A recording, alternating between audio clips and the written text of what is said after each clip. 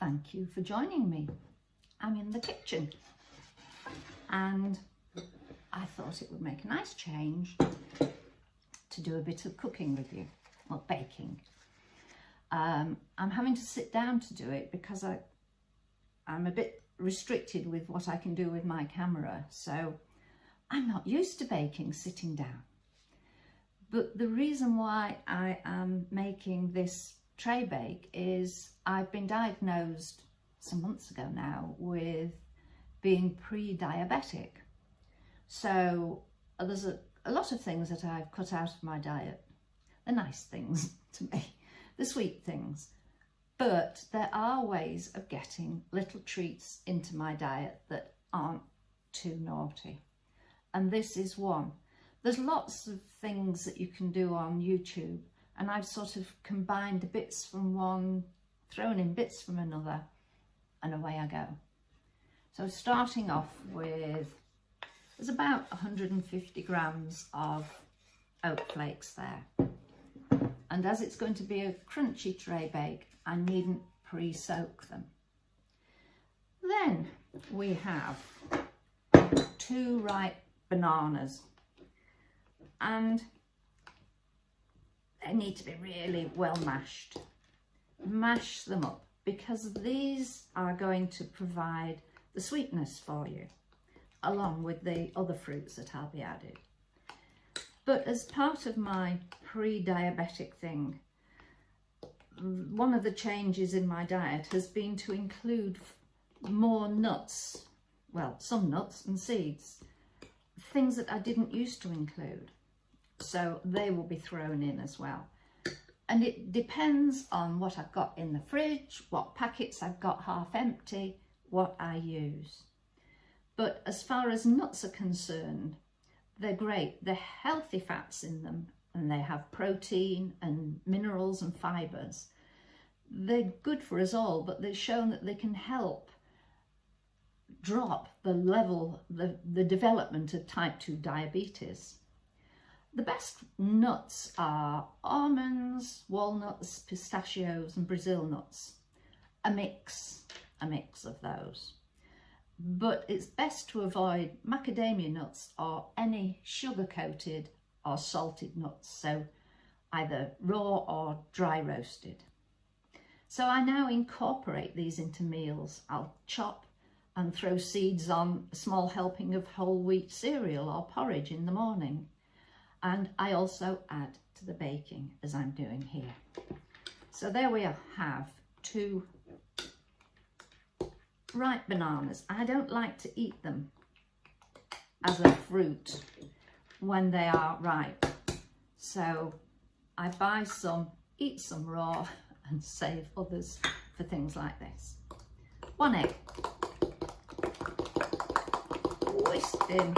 You don't need to go to any great lengths so long as it's just broken up. And it really is a fling in and go sort of dish.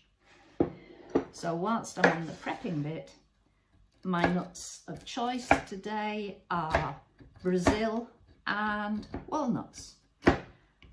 Sometimes I will put them through my little whizzy machine and make them quite fine. Or I will include ground almonds. But today I want chunky bits of nuts.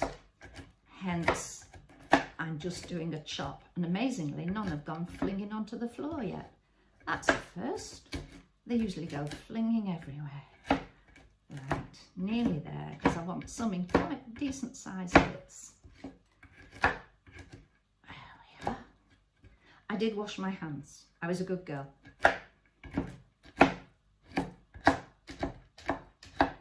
Chop. There we are.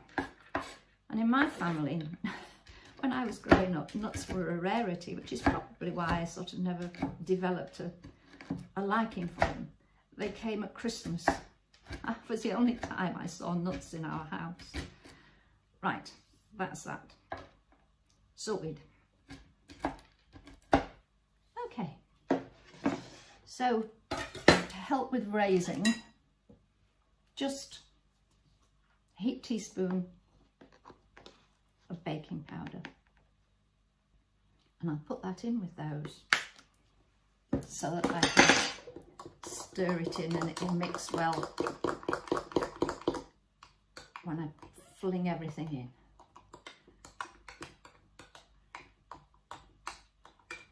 Right, there we are.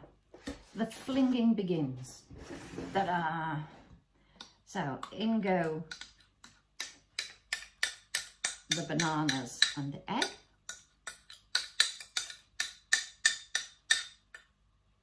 And I've not done a very good job of stirring in the baking powder, but it will happen when I stir it in here.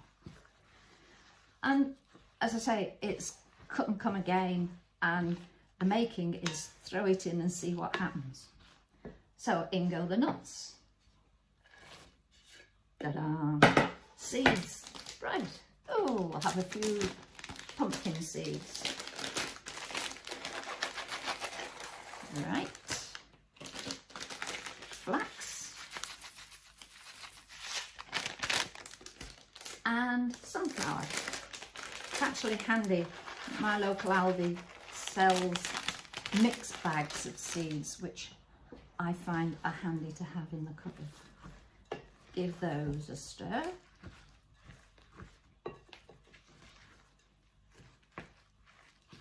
And then the fruit. I really like using these, but I don't need to use them at present because I still have fresh strawberries aplenty. They are dried strawberries and they actually add a very nice texture and flavour to baking. But today I had a part container of, oh, there's a little bit of a stem, of blueberries.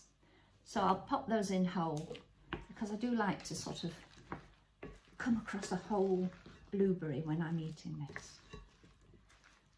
Okay, and I've got cranberries now, similar colour to that. So as we want to eat the rainbow, we'll fling in some soft apricots. I'll just roughly chop these and in they go. But that eating the rainbow, that's a great way to make sure that you're getting a balanced diet, because the different coloured fruits and vegetables, they all have different nutrients in them. There we are, roughly chopped, handful. Stir those in. Now I sometimes add a drop of flavouring, or I grate in some nutmeg, or add a little bit of cinnamon, depending on what I fancy. But today I think I'm just going to leave it plain. Now that's looking for me a little bit squidgy, so I am going to add some more oat flakes. There's no right, there's no wrong. It comes out differently every time, and I like that as well. So there we are. I've got a pot of yoghurt there in case it turned out to be a dry mix, but it isn't, so I don't need to add it. But if it was looking a little bit dry, then I'd just put a bit of the fat-free yoghurt into it. Sometimes I will grate some of the sugar-free chocolate in, but I will save that for drizzling on the top. So, dish is ready. Dish that was my mum's. So, it's at least 50 years old. Probably, oh no, a lot longer, 60, 70 years old. And it's still going strong. You do realise that now I've said that, I'm going to drop it, aren't I? I've lined it with lightly oiled greaseproof paper, baking parchment, call it what you will, and just spread it. Some people like to add a pinch of salt. I don't find it necessary.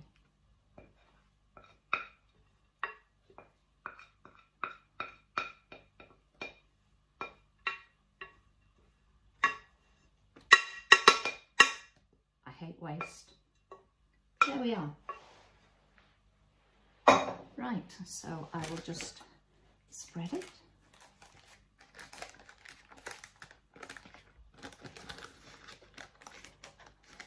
Bit that got away.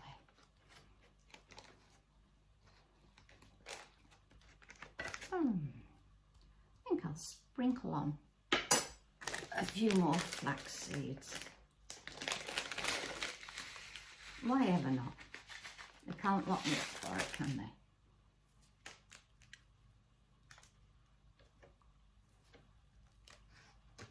Voila!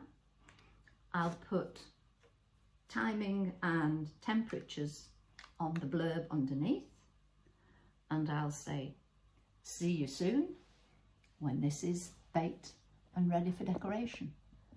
Thanks for joining me.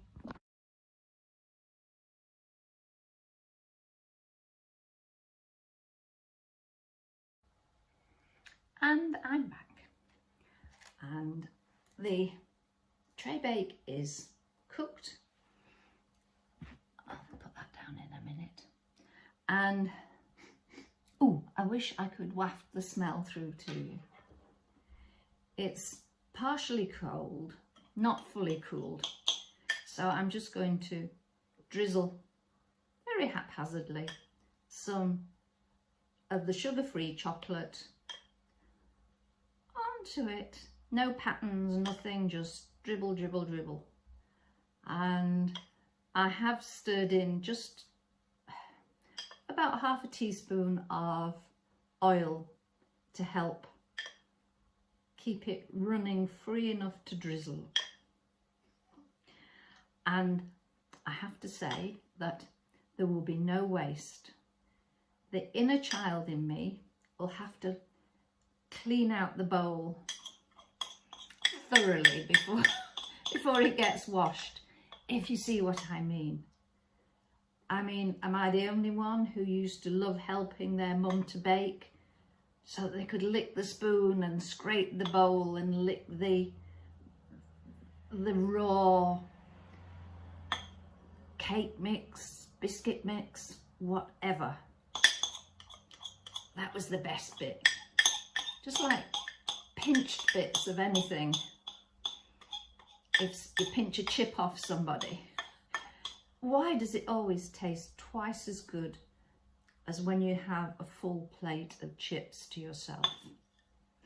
Mind you, I don't know when I last had a full plate of chips, but that's another story. Sad. I have had some sweet potato chips that I cooked in the oven. I only need to put about half a teaspoon of oil on, so as sweet potatoes are better for you than the white potatoes, I tell myself that I'm being good by doing that. Right, there we are. Job done. I just need to let that dry, let this fully cool. So I will put this over again and say thank you for joining me. I'll put the ingredients listed underneath and the temperature and time of cooking as well. If you make one, enjoy, and if not, I wish you could come and have a coffee and sit and have a piece of this with me. Thank you for joining me. Take care. And now I'm going to lick the chocolate. Bye.